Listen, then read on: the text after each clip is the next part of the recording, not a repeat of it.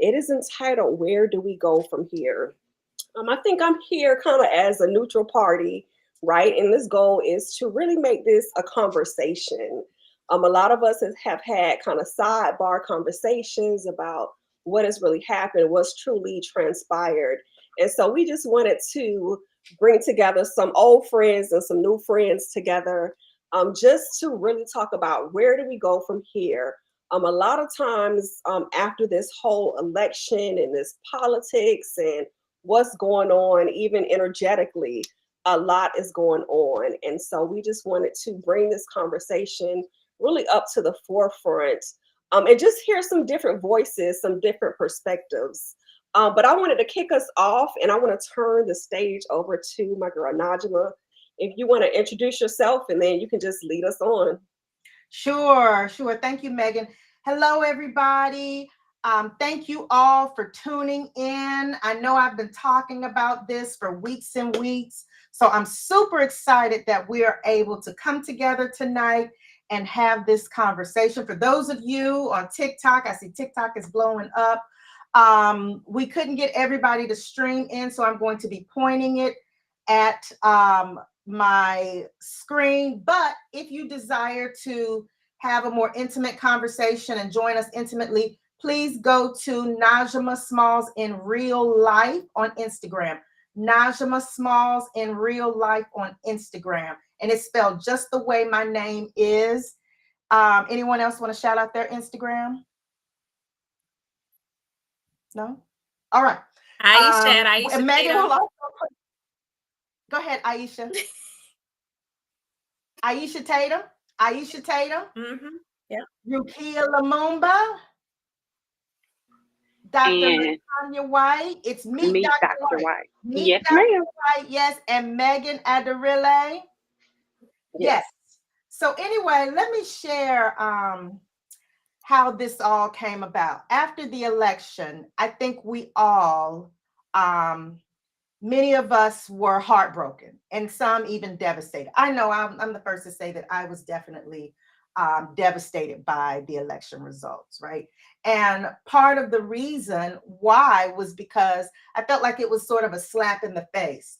Why is it that it's so hard for a woman to get elected in this country, right? Let alone a woman with African ancestry roots, right? And so for me, I feel like our country is supposed to be the leader of the free world, right? We are supposed to be the most forward thinking. We are supposed to be the ones who are leading the rest of the world in terms of technology and advancement and progressive ideas. But yet, here we are facing a lot of bigotry, facing a lot of prejudice, right? Still, right?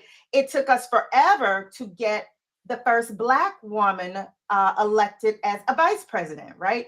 And so here we are still struggling. So it let us know, I think it put it right in our faces that there is still a glass ceiling, y'all. There is still a glass ceiling. There's still prejudice. There's still biases. There's still bigotry that is still running rampant in this country. And it's not just a matter of the fact that, you know, a woman didn't win.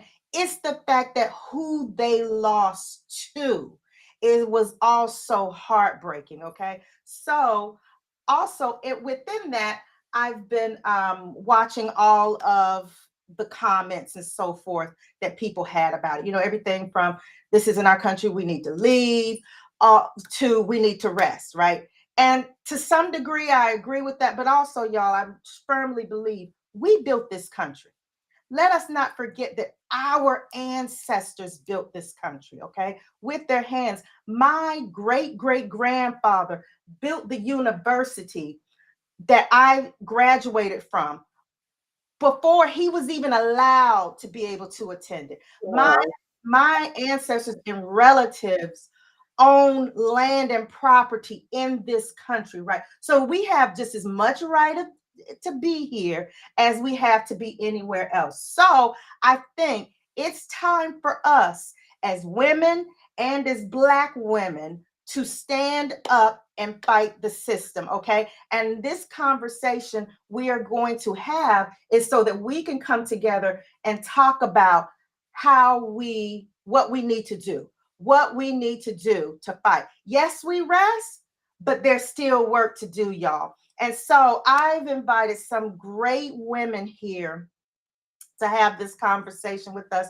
Megan Alderelle, she is awesome. She's really mastered professional spaces and mitigate helping businesses that are run like you, that by people that look like us, to gain advancement within this country.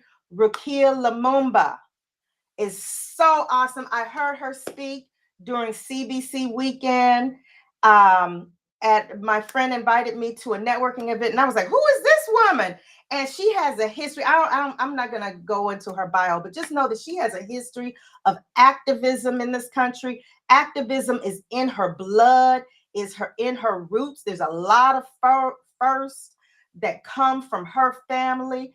So I'm super excited to hear her speak. Dr. Latanya White, who's always cheering for us, who believes with every fiber of her being in Black wealth, and that Black wealth can be ours, and we can pass down generational wealth to our families, is here to talk about next steps from a financial perspective. And my girl, Aisha, she and I are both going to talk about healing and being emotionally whole, y'all, because what it's going to take for us, we have to be emotionally whole as we continue this fight, right? Because it's going to take a lot out of us. It's going to take a lot out of us as we are pouring into others and as we are fighting these obstacles and so on and so forth. It's going to drain us sometimes, and it's going to hurt. This isn't easy. This fight that we're doing is not easy, but we are here to tell you how you can be whole and how we can be emotionally whole so that we can see each other as partners, as sisters with a gift to bring, versus looking at you and seeing you as a competitor, right? And so this is the importance in this conversation. Also, I know there are many of you out there who are white women that are joining us. I invited our allies, and you call yourself accomplices. Not, they said they're not allies, they're accomplices. Listen, we are going to have the conversation of how we can coexist and how we can work together and how you can understand who we are, and what kind of harms us and what we need from you. I know a lot of white women have asked, how can we make spaces safe for Black women? I think that's an important conversation, y'all. How can we make spaces safe for Black women, right? Because there's a lot that goes on in our head and in our hearts when we enter, especially spaces that are predominantly white filled, right? That's not easy for many of us, right? That's where imposter syndrome comes into play, and code switching and all of those other things. So we're going to have those conversations. This conversation is not going to be easy, y'all. It is going to really root out possibly some biases that many of us may have, right? Because here's the thing. A lot of people voted for Trump. And we got to ask ourselves why. And they weren't all white. They weren't all Latino women, but we got to ask ourselves the hard conversations. And we're going to even ask, is the two-party system even working for us at this point? Okay. So I know I just went on and on about that. So I'm going to turn it back over to Megan. Again, if you were just joining us, I'm going to share with you on my screen, but you can also follow us on Instagram, Najma Smalls in real life. And you can also follow either of the ladies as you see their names up. Megan Alderelle, Rukia Lumumba, Dr. Latanya White, Aisha Tatum. Follow them if you want a more intimate look at the conversation. All right, Megan, I'm going to shut up. No worries. Rukia, can you just tell us a little bit about yourself and what you do, if you want to kick us off with that? Yeah, sure. One, thank you so much for having me. Excited to be on this panel with you amazing women. So very grateful for the opportunity. Again, I'm Rukia Lumumba. For everybody who's tuning in, welcome. I am the director of the Electoral Justice Project of the Movement for Black Lives.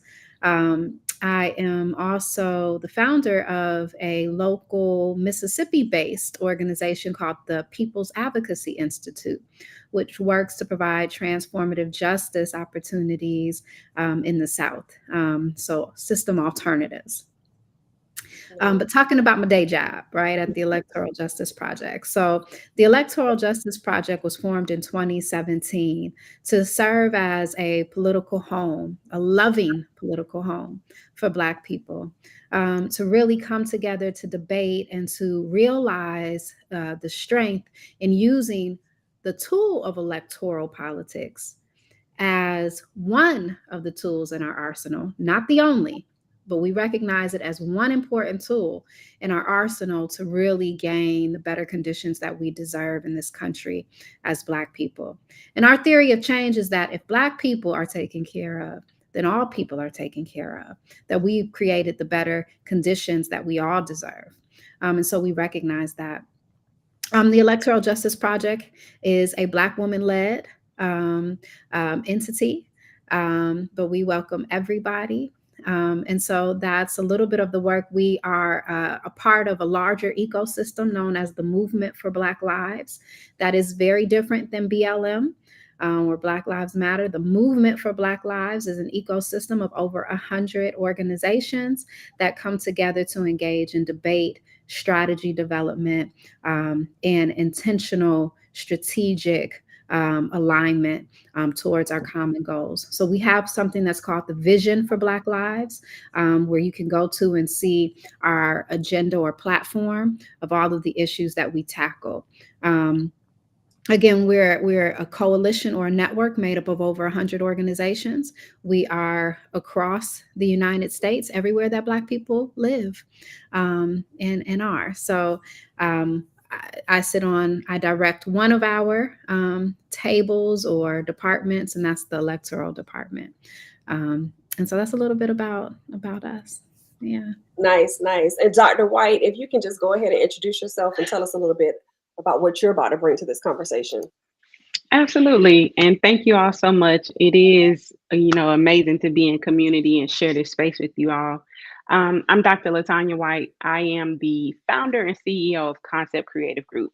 And at Concept, what we're really focused on is closing the skills gap and the wealth gap in our communities through this evidence-based approach that emerged from my dissertation research. So I studied the lived experience of Black entrepreneurs, first generation Black entrepreneurs, and their desire, their intent to create these better economic opportunities for their families and for their communities.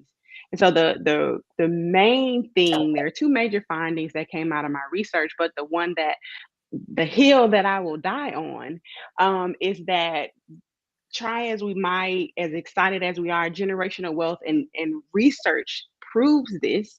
What we understand generational wealth to be is actually not the answer that we think it will be.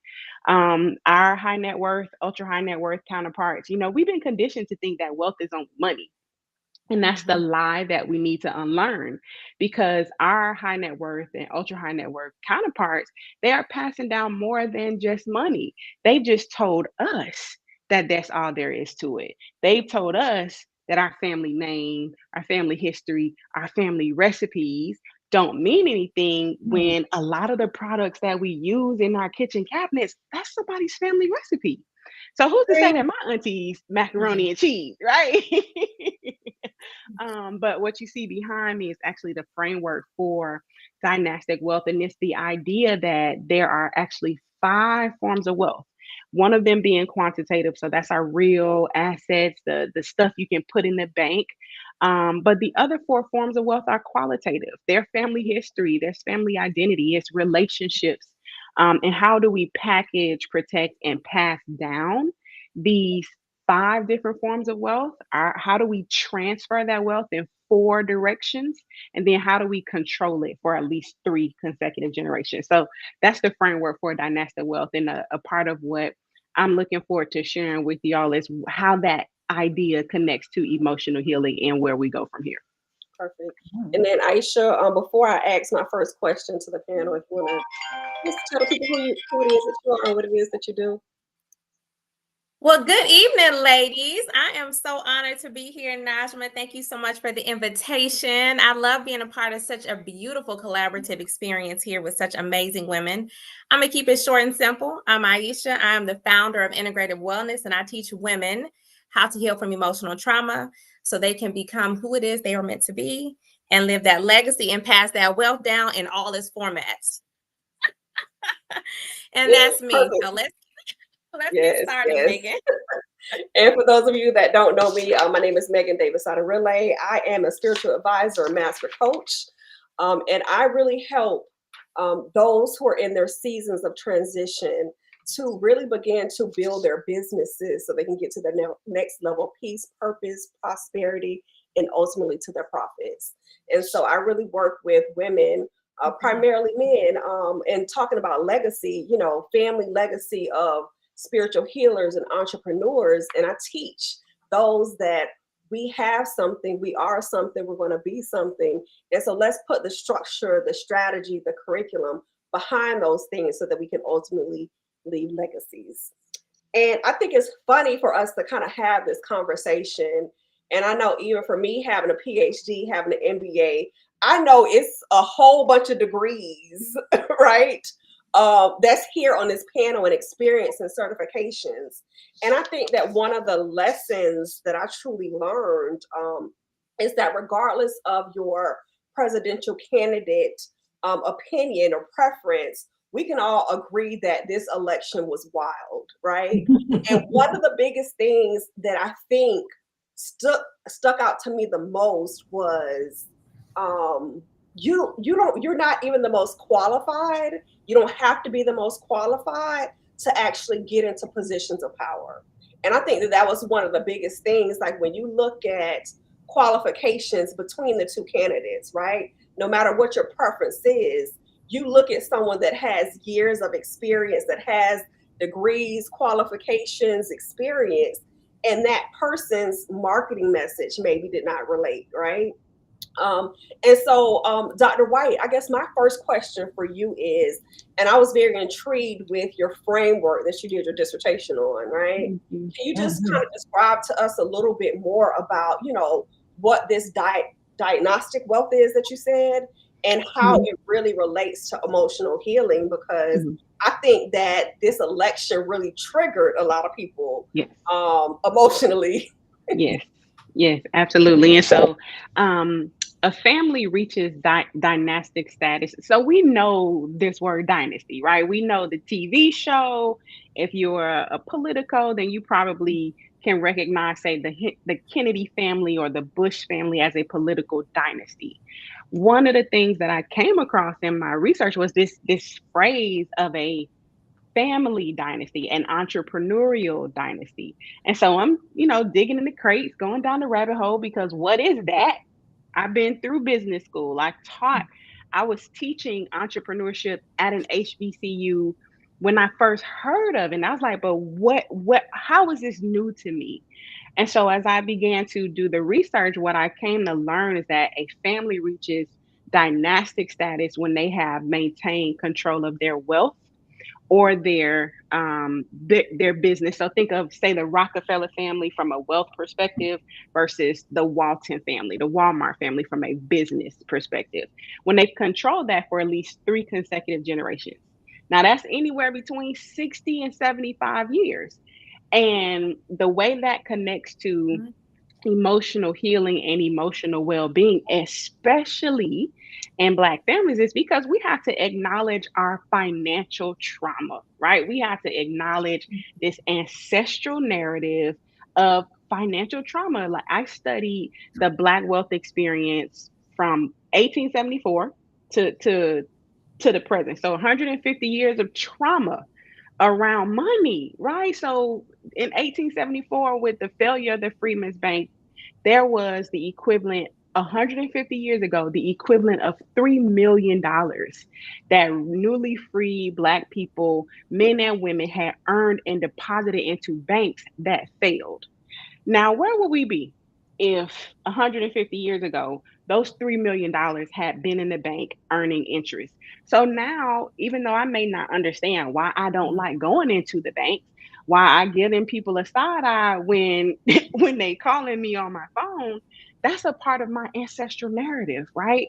And so Mhm. having to reconcile what is the energy that I have around money, what has been my relationship with money, what have I seen my family, my parents go through when it comes to money and providing for us, and how does that translate to what do I do now? Because I'm still a first generation wealth creator. I'm still reeling from my grandfather not being able to get his GI Bill benefits because here I am carrying all this student loan debt, right? Preach. So so go ahead, go ahead. Yeah, no, and I think it's very interesting. A little bit about, kind of like my background as well is I have a family temple that has been within my family for 3 generations. My grandmother down here in South Florida, she was one of the first Black women to own land, right? She had blocks of land. Wow. And I just, and I was actually there before I came on here today of us setting up to renew the space and to bring people together. But when you were talking, that made me want to throw a question to Aisha, right? Because I know that Aisha frequently talks on really us healing and how things are passed down within our DNA. So I know you have some thoughts on that, Aisha. Uh-oh. Is she free? Do definitely. I know that can you all hear me? Can you hear me?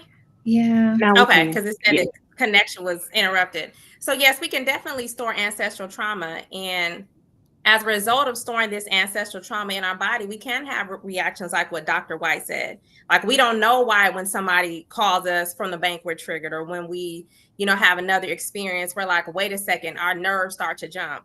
And I think that's why it's so important to learn certain techniques to start working through this ancestral trauma, because as we heal that, we won't pass that down to our children. We'll break that cycle. And so I think that that's one of the most important things, that we can begin to focus on as a collective, sharing these strategies. How do we heal this DNA trauma? How do we heal ancestral trauma? How do we learn not to internalize the pain over and over and over and over again? Because at the end of the day, America has shown us who it is, what it is. That's just what it is. So as a collective, how do we mobilize from that point and begin to heal from that so that we don't keep on being disappointed by the Right. outcome? Mhm. While we don't have our whole emotional state attached to something that's outside of our control anyway, and they already show us this is who we are, this is what we stand for. We already know this is a jacked up situation for a criminal to be the president of the United States. I mean, so we as women, and we as Black women in general, and our what are they, allies, our advocates, our Accomplices. our accomplices, you know, us as a collective, we have to continue to do the work on ourselves and not allow these external forces, to the best of our ability, to still hinder our own well-being. Because as long as that continues to impact us, how can we show up in our purpose? How can we pass this wealth down? How will we be in the right mindset to really lead in the way that God is calling us to lead? So that's my 2 cents on that. Yeah. Yeah. And I know, Dr. White, I'm sure you have to leave us in a few. But my next question for you really is, based upon your framework and a lot of your professional experience, when it comes down to prioritizing, what you feel like we should focus on, where within your framework do you feel that we should kind of put a focus in to help us to move forward, to figure out where it is that we're going? Right. And so I would say probably, so let me actually just introduce the 5 forms. So of course there's financial wealth. Those are your hard assets, right? Those tangible assets. And then there's spiritual wealth. And it's not tied to religion per se, but it's this idea that you're driven in service to something greater than yourself. So financial wealth, Mhm. spiritual wealth, then there is this wealth of knowledge. That's where we're, exchanging the oral histories and the family recipes and things of that nature. So that I don't have to start from scratch. I can start from your knowledge base, right? Next, there is intellectual wealth, where as a collective, like as a family, after we're learning what everyone loves to do, because I don't know what all my cousins do for real, right? I just pray it's all legal. I mean, I think it's all legal, but but Listen, look, but making sure that we know that we're connected to each other's passions, skills, and abilities, and then we're investing in you becoming the best version of whatever that is. And then the last form of wealth is relational wealth. So I to get to your question, Megan, I think the spiritual wealth is probably the catalyst, because that's where we go from having this idea that it's about money and it's about real estate and it's about this business, to how does this impact my family? mhm, How does this impact how I show up for my community, right? And with spiritual wealth, that's where the reckoning, for lack of a better term, that's where that comes into place, because that's when we have to literally like buckle in and get ready to have conversations with auntie and them and grandma and them and about ancestors in about them, right? Right, exactly, right. exactly. Yes, nice. Thank you. And Naj, my question for you is, especially when you had this idea to bring all of us together, what were some of your biggest things that triggered you in this election? Because sometimes, in order for us to know where it is that we're going, we have to have that understanding of exactly where it is that we are. And so, what was the most triggering things that happened to you during this time frame? That was like, no, we got to get together. We got to have this conversation. We have to invite more people. Ooh, I think it was a couple of things. It was several things. I think, for one, the thing that triggered me to have this conversation was the question popped up in my head: what do I tell my daughter? Because, we tell our kids, you can be anything, you can do anything. That's not the case. That's not always, and so that's what this made me think, is like, well, can I tell my daughter she can be anything? Because she's going to look at me and say, can I be the president? How long will it take me? How long will it be before there's another vice president that's a woman, or that looks like me? How hard are those things to do, right? And so that was the first thing. I think the second thing was when I see the elders. I grew up in rural South Carolina. Many of my elders grew up when it was Jim Crow, in the heart of Jim Crow. So things like this, I watched them become very triggered. And I watched them as they watch, the debates and so on. And many of them will say, these are the very same verbiage that they used in the 50s and 60s when they wanted to segregate us, when they wanted to keep us on the other side of the tracks, and so on and so forth, right? This is the very same words. And so you see that in your loved ones, and it makes you know that you have to do something. There is something that has to be done, right? And it's like Dr. White said, being connected to being a part of something bigger than you, right? We want to leave this country. When I leave, I'm hoping that I leave my mark, and I leave it better for my daughter, because the elders left it better than when they were here for us, right? But there's still work to do. And I think also when I was seeing people saying, okay, we're going to rest, resting is good, but there was work to do, y'all. We can't stop. And then I was seeing, some of our white counterparts on social media, and they were saying, what can we do? We don't like this either. So that's why those were the things that triggered me and wanted to have this conversation. And Rakia, so a lot of the work that you do is in Mississippi, right? So some of what it is that kind of goes on, I know a lot of the parts of Mississippi that I've been in Alabama and Arkansas, and some of those places, it's not always surprising the level of racism and segregation and everything else that still exists. And so, can you just kind of talk to us a little bit about your work and how that has really had an impact on, how you and your team is also moving forward during this time? Yeah, absolutely, absolutely. So, one, I wanna really say, like, thank you to Dr. White and Aisha for really grounding us in the conversation around wealth and like healing and understanding our trauma. I was just recently watching a YouTube interview. Neil deGrasse, that could be a little, sometimes stuff can be, but you got to watch all the things. I enjoy watching all Mhm. the things. And he had a scientist on, a Black woman scientist on, and she was talking specifically about how our DNA is changed over a period of time based on our reoccurring experiences. And it only takes 2 generations to change that DNA. Mhm. And I really appreciated the conversation because what was really highlighted in it for me, and she was a Black woman, and they were talking about Black people without saying Black people, right? But it was clear. Um, and I really appreciate it because the way she talked about it was about the opportunities that it presented.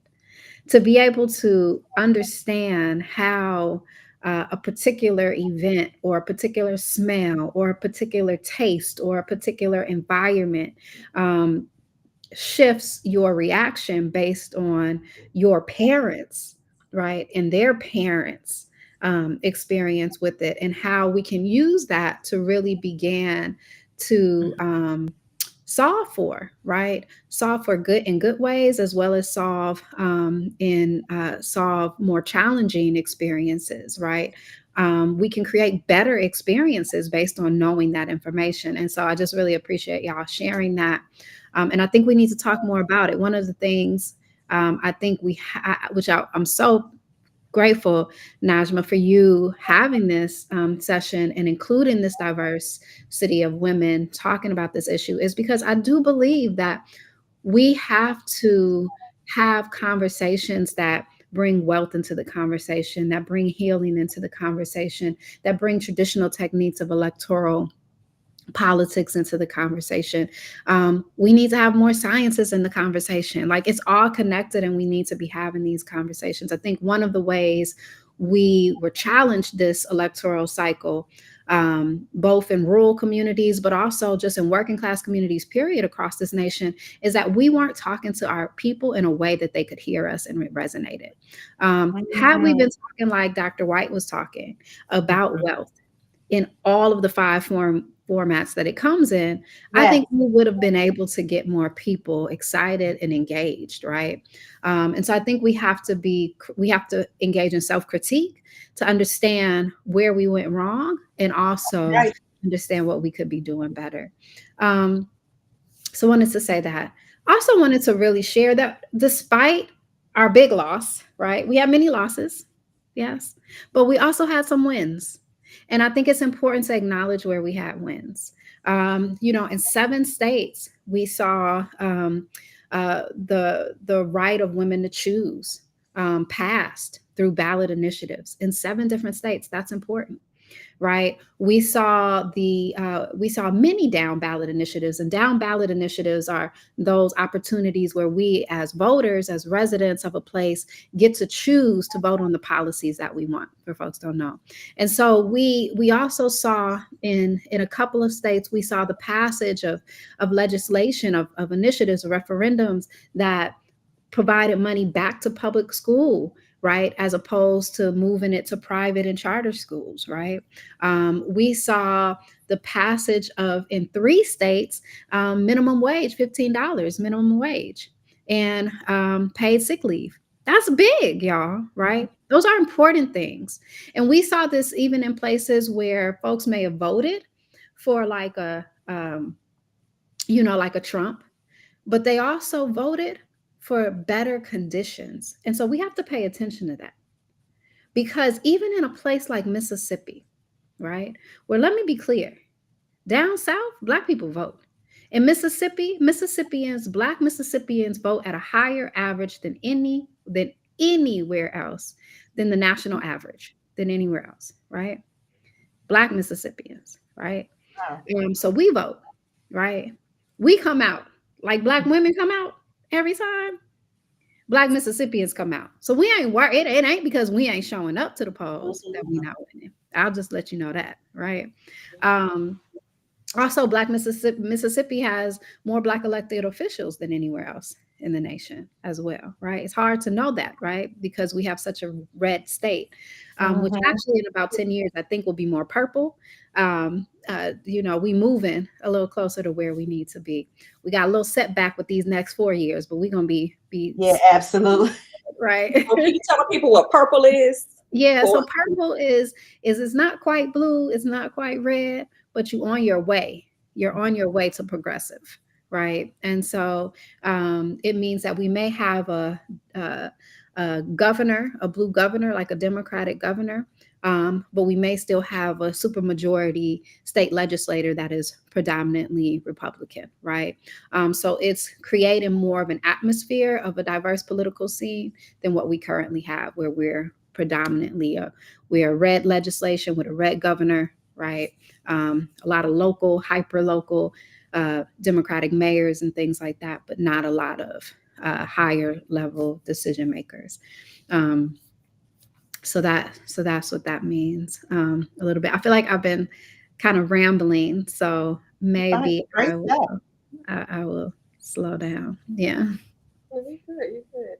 And so Dr. White, when it comes down to, like a lot of your frameworks and your experience with your clients, what are some like practices? And I'm going to ask this question to everybody. What are some like holistic practices, self-care practices, well-being practices that you would just recommend for us to maybe start doing, for us to really begin to heal, to de-stress, to move forward? Mhm. And in the work that I do with Black families, because I don't just work with the entrepreneur or the founder, I work with the founder and their family. So the first generation wealth creator and the family. And one of the first things that we have to do is basically this mindset shifting. And I like to start that with facilitating reading circles. The whiteness of wealth and entrusted are like those two places where I go, but individually, beginning in 2025, I'll actually be launching the dynastic wealth affirmation cards. So these are those, literally affirmations that are about my role and my responsibility to create, to package, protect, and pass down wealth. Because a lot of the things that I like as I was reckoning with my own feelings and my own grief around the election results, it was like, okay, what can I control? Right? Like, let me focus on what I can control. I can't control how anybody feels about talking about money, but I can control how I show up. I can control my relationship with wealth and with these conversations about money, and I can control how much of a model I am to those around me. So the dynastic wealth affirmation cards are one of those things that really tightens your locus of control around your own healing, especially around money and ultimately dynastic wealth. Mhm. Black girl God healing. What would you say? I'm gonna answer that question, but I have a quick question for Dr. White though. So, Dr. White, here's my question: what should I be doing with my Black dollars right now? Right? Because that's the question everybody wants to know. And you Mhm. see all these things floating around on social media. Here are the companies you should not support because they supported blah blah blah blah blah. But I love my chicken, so I still want to go to Chick-fil-A. you know, Mhm. Mhm. so Well, what do I need to do? What does this right. Black girl need to do with her Black dollars? I think first, and we don't talk about this enough, is make sure that we are eliminating our debt. Because no matter how much wealth we are working towards attaining and packaging and protect, child, please, if if the interest rate on your debt is higher than the interest rate on your high yield savings account, we're still, we're not doing ourselves as much of a favor as we think we are. So eliminate debt, like work to eliminate debt. Look into cash value life insurance. Like, yeah, the stock market, this. long-term investments but really look into what they call becoming your own banker. Mhm. And that is one of the real things that the Rockefeller family did. They got these cash value life insurance policies where when you add money to it, it's like investing in the stock, but you can go and withdraw that money from your own bank. So when you need to finance a house or you need to whatever you need, you're taking it from your own bank. So that Mm. again is within your locus of control more so than what's happening in response to the election results and in the stock market. So eliminating debt and looking to cash value life insurance. Thank you, thank you, thank you. Okay, Megan. Oh, go ahead, Aisha. Something. Real quick, because I know Dr. Tanya on the move here. I know, right? We all got questions for Dr. Tanya before we leave. I just wanted to ask you real quick. Is that the same as an index universal life policy, Yep. or is it something Yep. different? That's it. The IUL. Okay, perfect. Yes, ma'am. Listen, I just got my son set up with one of those 2 months ago, and I said, now it's my turn to get set up with one. Okay. Yes. Yes. Thank you. So I'm going to answer your question, Megan. So my answer to that is twofold. Number one, I believe we each need to start by understanding what our values are. I believe every person on this planet needs to have firm values that they can cite and quote to everybody, and that's how you stand by it, right? And so when you know what your values are, that determines how you vote. That determines the purchases you make. That determines who you spend time with. That determines the things you say yes to and the things you say no to. Everybody knows in my life, they know I am woman first, Black woman first. I support women. Before I critique, I support, right? Give you an example. We had at our school a year or two ago, we got a new principal. She was a woman. First thing I did was say, we're glad to have you. Let me know what you can do. Let me know how I can support you. A lot of other women, before they even got to know her, they started critiquing her off the bat. For me, I start by supporting you because that is my core value. I'm firmly rooted in our community. I believe in us. I believe in the Black community. I'm going to spend my dollar with us. I don't care who likes it or who doesn't like it. But that's what I'm going to do. Because that is a big part of my values, right? And then the second thing I believe to help us all heal and self-care is having conversations like this. Being in a room, in a space with women who can fill you up is just so powerful. I believe we should make sure that we are filled every single day, emotionally, spiritually, and physically. And we should be so full that our cup is running over. We should be so full that no one can ever say we're scarce, because when you feel like you're operating out of a scarcity mindset, you make bad decisions. You get pulled in the wrong way. It's easy for people to, get under your skin and pull you out of your element and so on. So that is why conversations like these are so important. Having people in your life, having women in your life that can fill your cup and pour into you, and vice versa, is so important. Before we go on to Aisha, Dr. White has to hop off. So We if you could just appreciate tell, you, Dr. White. Thank you. if you could just tell everyone how we can find you. Yes, this was such a Platforms. blessing to me. Thank you for the invitation, and I look forward to staying in touch. But I'm Meet Dr. White on all social, so Instagram, LinkedIn, and also one thing that may be helpful is the Dynastic Wealth Personality Quiz. So that can just kind of get you thinking about, well, how am I showing up? And then share that with your family members. So at the next cookout, right? We can start getting those conversations going. But that's on my website at meetdrwhite.com/resources. So I know this is the first of many, and my heart is full. I thank you all so much. Thank you. Bye. Bye. So one of the conversations, Miss Aisha, was I think you had sent in the group chat, right? The offline group chat was about the circulation of dollars, right? And it was just saying how a dollar really circulates within like the Asian community. I think it was like 28 days, and then maybe in the Black community for like 6 hours, right? And so when Naj Mhm. was just talking just now about moving forward and self care and everything else, what would you say to that to support one another, but also, standing our ground, standing our boundaries, and maintaining, ensuring that we have that level of self care? Well, before I back off the other question, if that's okay.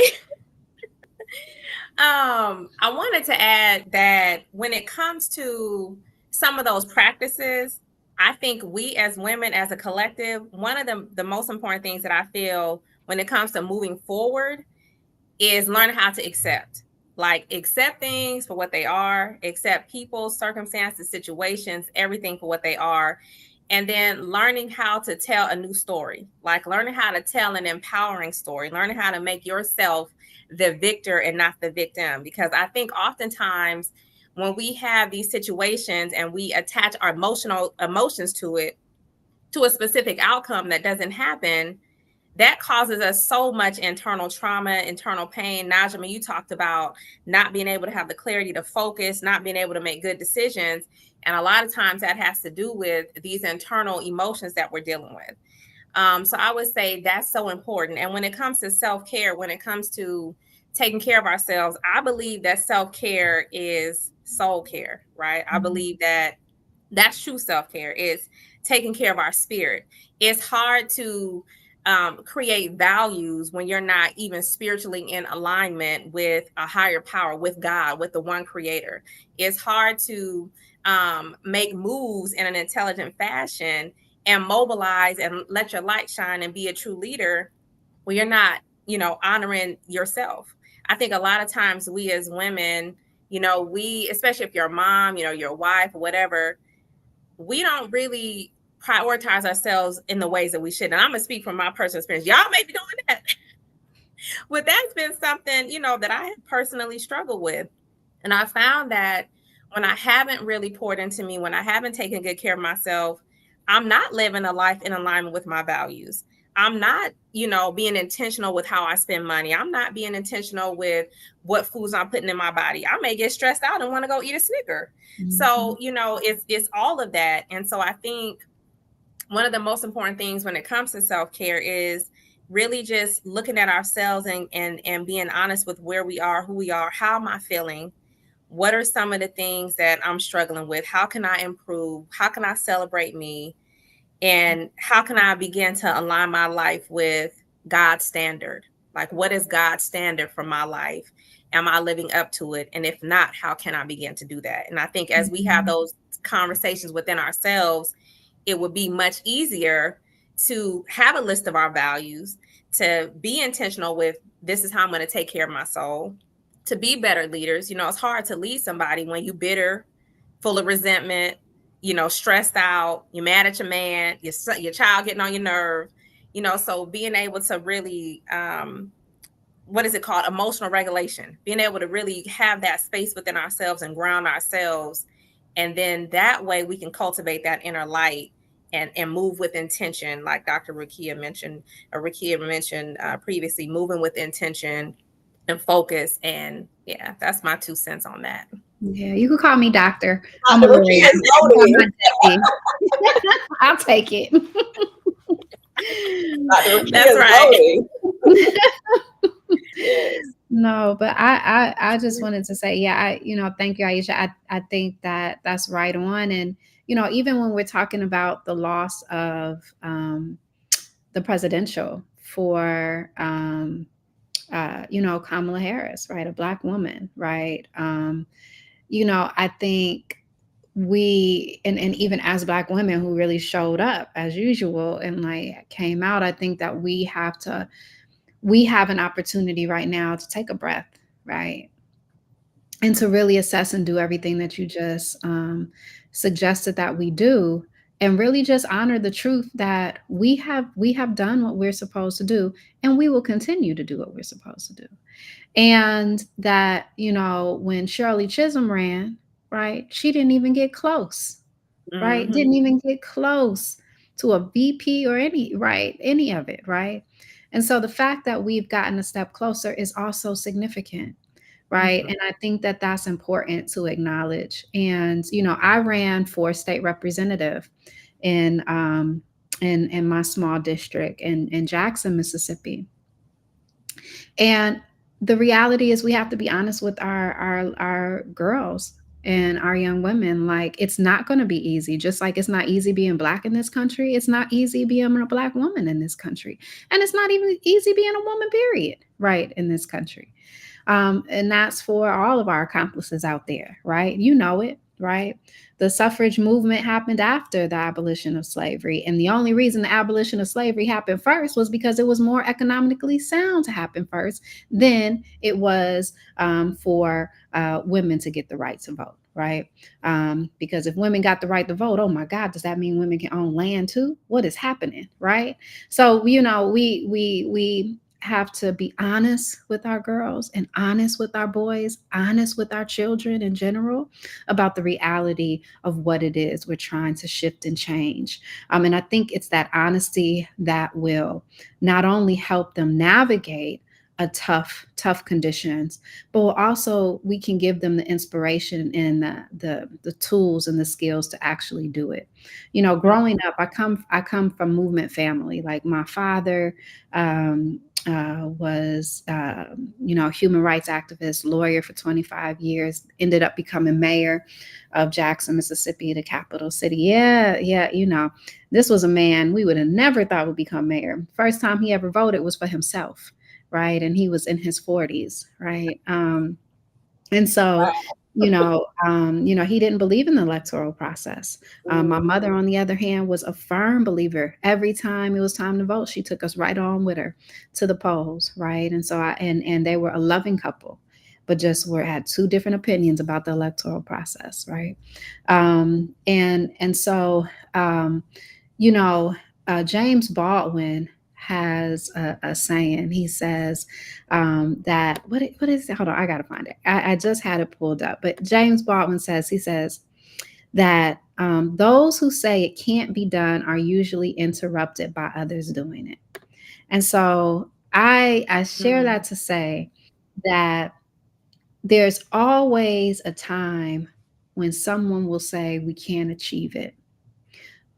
But those of us who know, who have tapped into our inner purpose, who tapped into our spiritual awakening, right? Who understand that we have a greater purpose, we will do whatever it takes to reach what some feel is impossible.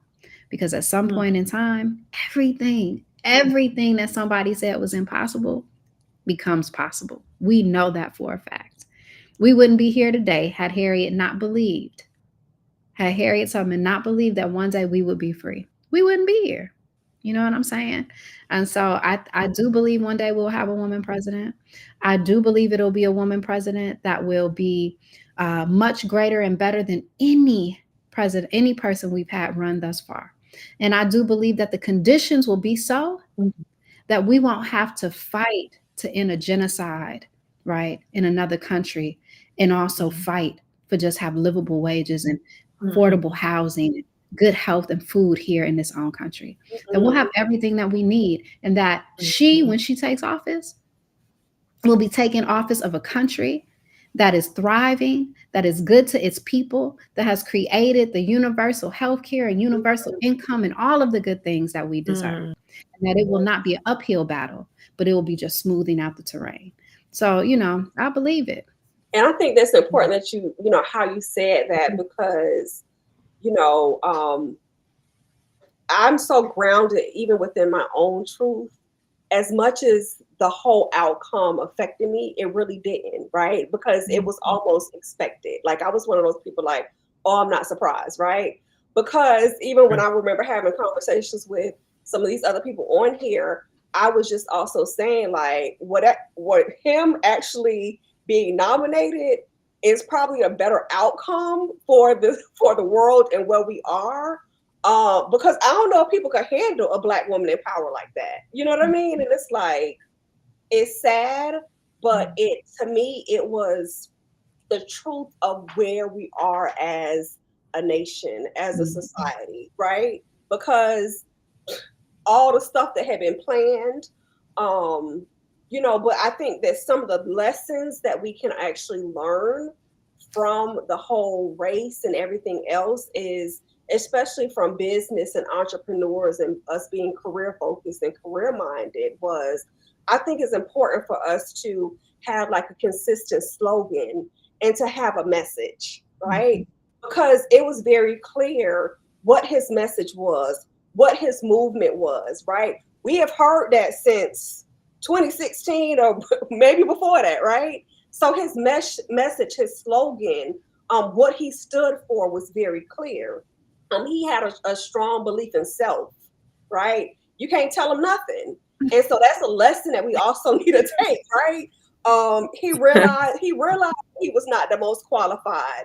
When we were talking earlier, we said, talking the language and the simplicity of even how a child would understand it, right? Of not using big words, of not claiming to be a politician, of just being that businessman, right? These are all these kind of lessons that we can take away, just to really implement in of how it is that we can move forward. Um, Another lesson that I had wrote down as we were talking was simplicity and repetition, right? It's because a lot of times we have to dummy things down so much and repeat it in a way that any and everybody can truly, truly understand it, right? She had a lot of points, right? But he had a plan. And you might not understand and agree with everything, but you clearly saw what that plan was, even if it was a denied plan at some points, right? So you can have points, but it's effective to have that plan. And I really also believe that that the power of our words really begin to create our reality, right? And so when we look at these things, you have to really begin to create that vision for where it is that you want to be, right? And you have to think about those things or what are going to make you feel a whole lot more empowered, right?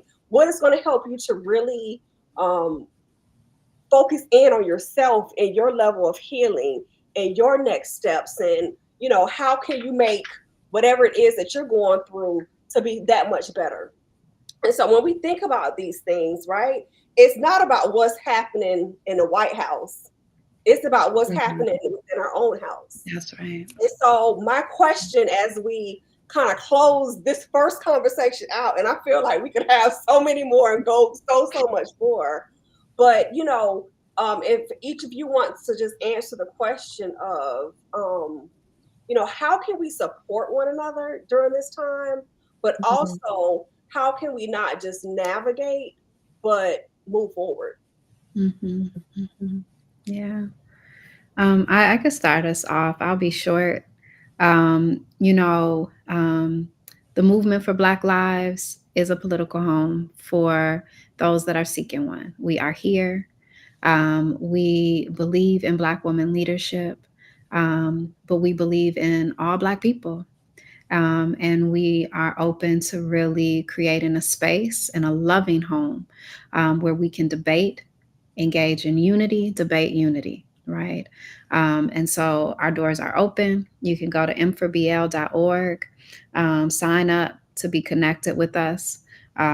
We are not only a network of organizations, but we are a network that believes in resourcing our ground to build stronger infrastructure. And so in the next 4 years, we're going to continue our push to build electoral infrastructure everywhere that Black people live. So we will be resourcing organizations and individuals that are doing electoral work in various cities and states and towns. So connect with us. We're also going to be revitalizing our Vision for Black Lives, which is our policy platform. And we invite you into that process to tell us what are the real priorities. We understand that, as organizers, we don't always have the right answer. We think we know, but it's actually those of us who every day are living in the reality that know more. And so we want to make sure that we're tapping into our folks. So tap into us, y'all. m4bl.org. Perfect, perfect.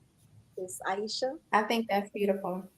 So I would say three things. First is the question would be, how do I need to support myself? Like, how can I support me and make sure that I'm, being self-reliant, honing in on self-leadership, making sure I'm doing what I need to do for me. Secondly, I would say that another step could be potential check-ins. Like if you don't have an organization, you haven't researched organizations. Dr. Rakai has a beautiful, I'm gonna say Dr. Rakai, Yeah. beautiful, beautiful organization. But even if you haven't yet found that, start with your inner circle, your inner community.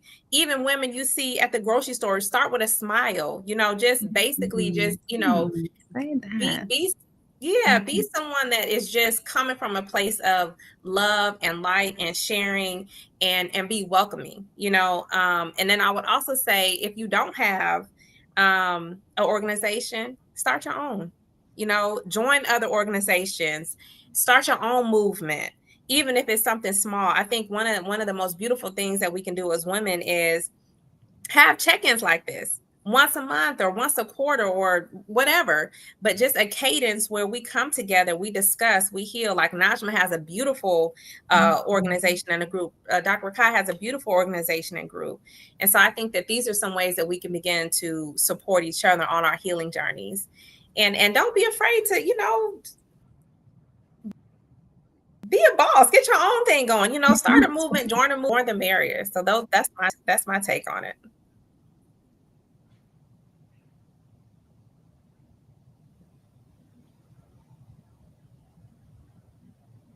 Is Naj talking? Naj, we can't hear you.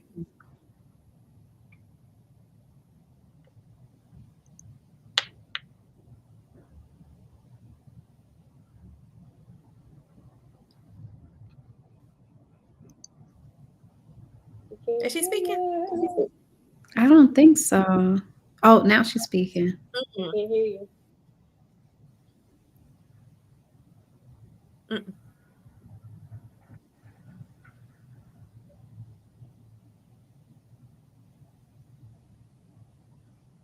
Well, Megan, in the meantime. Yeah.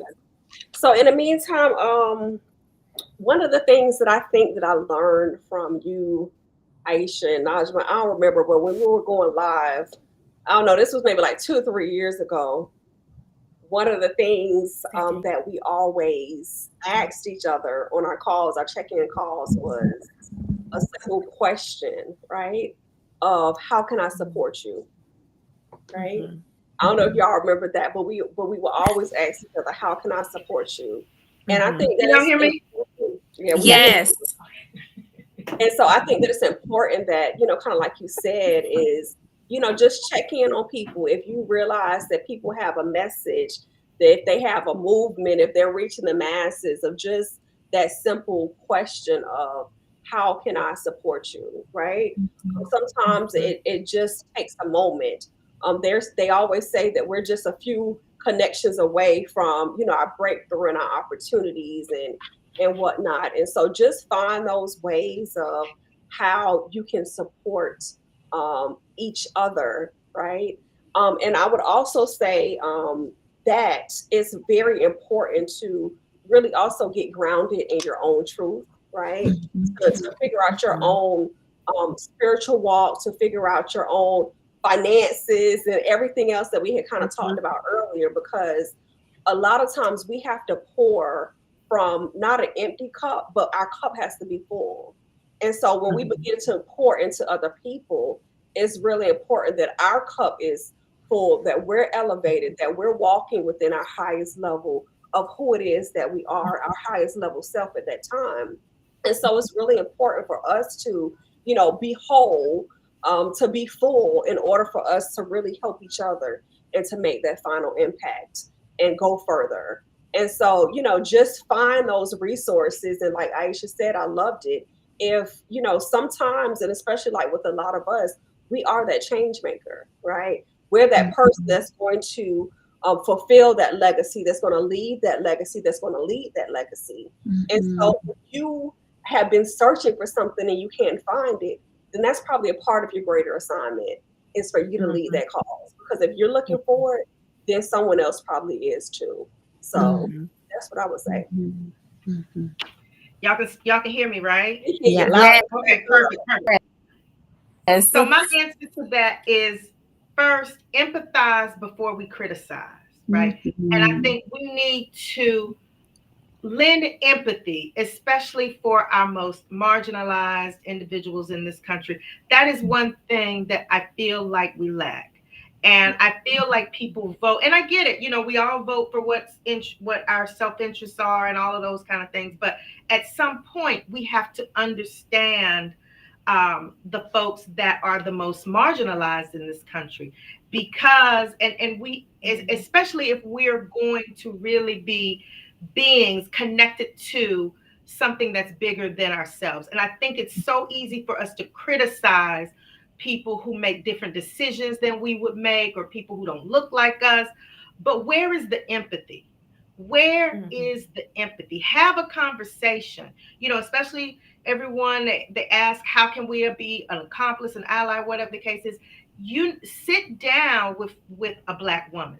Ask us what it's like. What is it like when we go into these predominantly white spaces to work 8 hours a day with people who don't look like you, some people who make snide, shady comments towards you, people who may not have your best interests at heart, right? What is that like? What is it like being a Black woman from Mississippi that is known to be, many people have a perception, or let me say this, has a history of racism, right? Like, for me, it's that I carry a lot with me coming from South Carolina, right after Jim Crow, having parents that were born and raised during the Jim Crow era, right? That has a profound effect on the person that you grow up to be, right?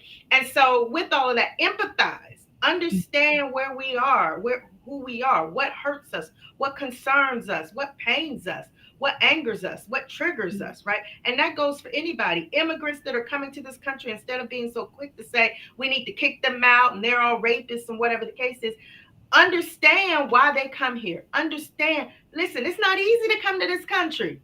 It is not easy. You're leaving everything you have behind for a place you don't know, and then you come here, you're faced with all types of discrimination. It is not easy. It's no cakewalk, as people think it is.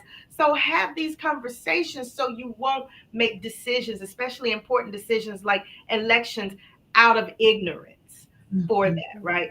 And so I think that is one of the best things we can do. And I think, secondly, we each have to decide to do something. Going back to what you all said, we have to decide to do something, whether it's support an organization like Dr. Rakia's, whether it's, making sure that we vote with full knowledge of what we know, and doing all of the research, and not just listening to what we see on TikTok or what our granddaddy told us, having the full, arming ourselves with knowledge, supporting a business, a minority-owned business, a Black-owned business, whatever it is. We have to each do something. And that's, if we all commit to doing something, we can change the trajectory of this country. That's right. Does anybody have any closing remarks? Thank you. And Thank you, Dr. Rakia. I appreciate you. I appreciate all of y'all for your time and for coming on and for having this conversation. It has truly been a delightful. I hope everyone has gained something. I gained something. Folks on TikTok stayed with us, and they are coming on and sharing their thoughts and so much, and liking and saying yes, exactly, and so on and so forth. So this has truly been a dynamic conversation. I appreciate y'all. Yes. And I think we need to come back, at some point in the near future, because I know it's a lot of topics that we have not even discussed, right? And so if anyone out there, wherever you're seeing this, if you have any thoughts, message, DM us, drop questions for the next time, that we go live. I know we had conversations about hair racism that we've experienced on the job, working in corporate America. It's so many different topics that I know that we did not touch tonight, but I just hope that everyone at least enjoyed and gained something from this introductory conversation. But love and light to you.